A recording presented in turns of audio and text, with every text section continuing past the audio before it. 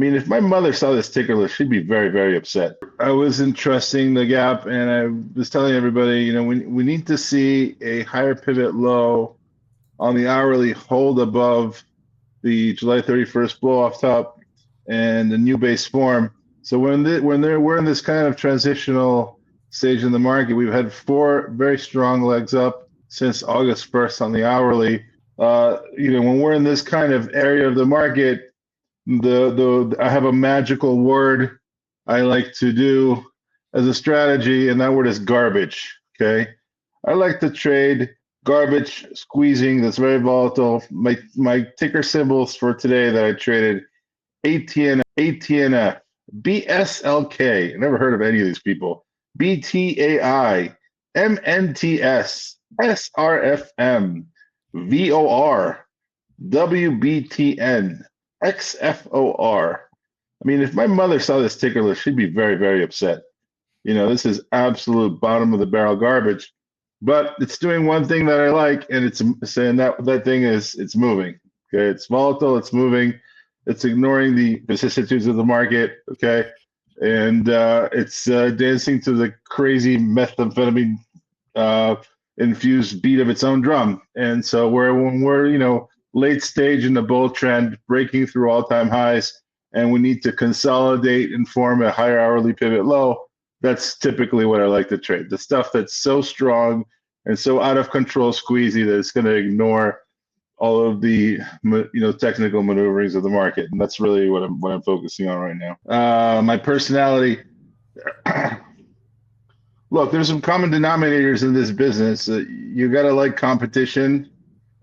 You have to be highly competitive. You can't be really risk averse in this business for very long. Humans aren't really designed to head toward the gunfire, and that's really what you're doing as a trader in general, as a merchant, as a businessman. My I'm a bit of a workaholic. I've been always very entrepreneurial, and I'm hyper competitive, and it seems to be a pretty common a pretty common